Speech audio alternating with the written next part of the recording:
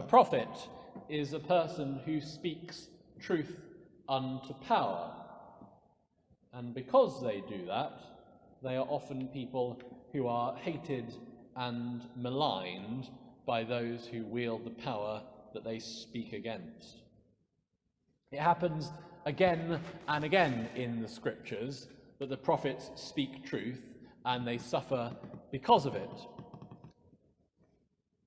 The king of Aram is fighting against the king of Israel, and Judah turn up on the scene. And Judah are there to support Israel, but before they will do so, Jehoshaphat, the king of Judah, requires that the prophets be consulted. They all turn up, 100 prophets in the land, and they speak the words, "You will win. Go to war with the Arameans. The Lord is on your side." Jehoshaphat, king of Judah, smells a rat. How is it that every single one of these prophets has the same mind? And he says, "Is there not any other prophet in the land of whom we could inquire?" And the king of Israel says to Jehoshaphat, "Well, there is still one other by whom we may inquire of the Lord, Micaiah, son of Imlah, but I hate him, for he never prophesies anything favourable about me, but only disaster." But he's persuaded, and a messenger goes and fetches him.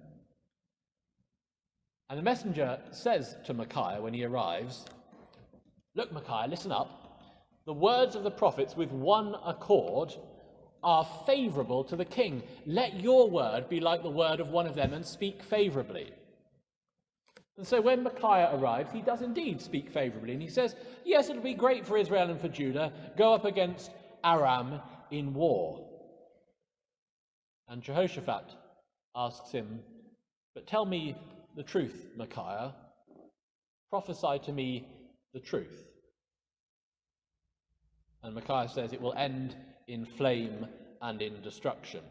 And for telling the truth, sure enough, he gets slapped on the cheek and told by the king of Israel, "Take Micaiah and return him to Amon, the governor of the city, and to Joash, the king's son, and say, 'Thus says the king, put this fellow in prison, feed him on reduced rations of bread and water until I come in peace.'" And Micaiah utters the ominous words, "If you return in peace, the Lord has not spoken by me." Sure enough, the battle goes poorly for Israel. Their armies are routed and their cities destroyed. And when the son of that king of Israel, Joash, becomes the king of Israel, the same thing happens again. He leads the people of Israel away from the worship of their God and leads them to the worshipping of the Asherah poles instead. And the Lord sends prophets to the people to bring them back, and they testify against them, but they won't listen. And so the spirit of the God falls upon Zechariah, the son of Jehoiada, the priest. Jehoiada has died saving King Joash in the previous chapter. And Zechariah stands among the people and says, "This is what God says. Why do you disobey the Lord's command? You will not prosper. Because you have forsaken the Lord, he has forsaken you." And they plot against him, and by order of the king, they stone him to death in the courtyard of the Lord's temple. Jeremiah, when he prophesies the destruction of Jerusalem, because they do not wish to hear, he's thrown into a muddy cistern. Amos complains that the people of Israel command the prophets not to prophesy. They turn away and they are not willing to listen to him. And in that same line of prophets, along comes Jesus to his people, speaking to them doctrine like they've not heard before, speaking of not getting revenge or getting even, but of loving enemies and doing good to those that hate them, of blessing those that curse them and praying for those that are spiteful towards them. He says to his followers, if someone hits you on the cheek, turn the other cheek to them. If someone takes your cloak away from them, offer them your shirt too. And they are not willing to listen to the words of this prophet. He says to them, love not just your friends, but love your enemies. Lend your goods without hope of return. Be merciful. Don't judge, don't condemn. Be kind to the unthankful and to the evil. He tells the rich young man that he's followed the law and done everything that he ought to do, and there is one more thing that he must do, to sell everything he has and give the money to the poor. And he goes away sad because he's rich, and it is not what he wanted to hear. We don't want to hear bad news. We don't want to hear the disaster that awaits us in our future. We don't want to hear the things that we're doing wrong right now. We don't want to be told off. We don't like being told that we need to change, that we haven't got it right. I'm sure all of us have those moments, whether it's when you're driving in your car and you see behind you some blue lights flashing, and for one split second you think, gosh, is it me?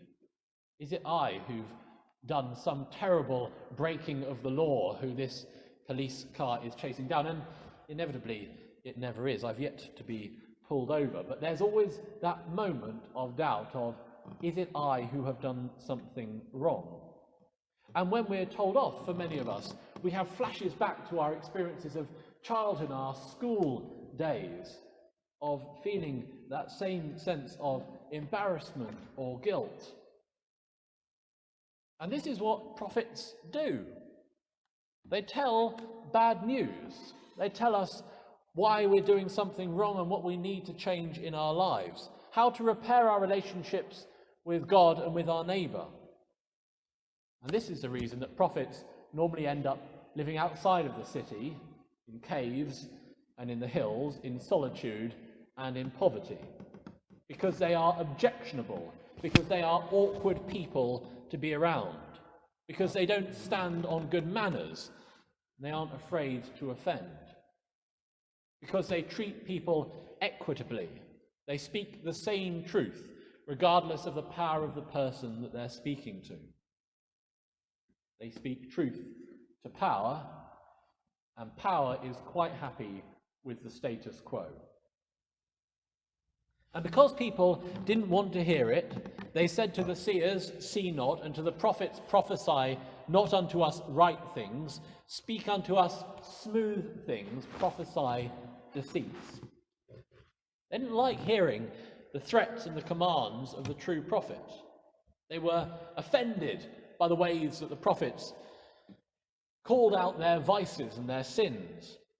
They preferred hearing from the false prophets who fell in line with their own prejudices.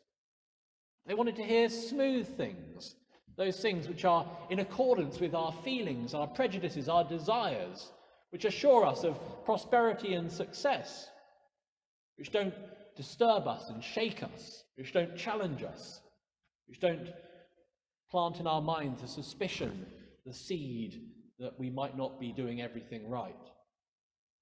And most critically, they call upon the prophets to prophesy deceit. They'd so lost the will to hear the truth that they were calling for lies to be uttered to them. It's a bit like Cypher in The Matrix, which I imagine will hit about 20% of those of you sitting here. So The Matrix is the world in which we live, but outside of it there's a real world. It's just a computer simulation set up to keep people placated. And Cypher is one of the people who lives in the real world. He knows what it's like. But the real world is not a pleasant place to live. There's a great army of machines who are alive and who are burrowing through to the city where the people live to destroy them. And Cypher thinks to himself, well, it was all much better when I didn't know about any of this. And he meets up with Agent Smith, who's the arch bad guy. And he sits there eating a steak, and he says, I know this steak isn't real. I know this is all just inside the computer simulation, but my goodness, it's juicy and tasty. And he says, I want to forget everything, and I want to be put back into the Matrix. He says, make me someone important, make me rich, make me an actor. Prophesy to me lies and deceits, because I much prefer living a lie when it's comfortable than being shaken up and challenged by the truth. And it made me wonder, who do we say this to today? Who do we ask to speak smooth words to us, to prophesy deceits? And I thought of a few. The people who want to sell us something. They flatter us and we lap it up. There are a few slogans that really march on this theme. Just do it, that sells Nike products the world over. Just do it. That's a slogan that says, whatever you want to do, that's the right thing. You go ahead. Don't think about other people or other things. Just do it. Whatever you fancy. No one is selling products with the slogan, think carefully about whether or not this is the right choice before you do it. Because it doesn't flatter us in the same way. It doesn't affirm us that whatever we want is the right thing. Because you're worth it. Selling products the world over for L'Oreal. You're worth it. Use your resources on yourself. Don't worry about your neighbour. Don't worry about the poor. You're worth it. Nobody is selling products with the slogan, consider first the impact upon your community, or look for the face of Christ in your neighbour, because you're worth it. And people we have power over speak smooth words to us and prophesy deceits, like the king and the prophets. They know that they will be treated better, they won't be slapped on the face and put in prison if they say the words the king wants to hear. And so we say the words that we think the people who have power over us want to hear, and the people we have power over speak the words they think we want to hear. And even our friends and our families, those who tell us that our bottoms are just the right size, that they are neither too large nor too small. They do such so that we might live an easy life.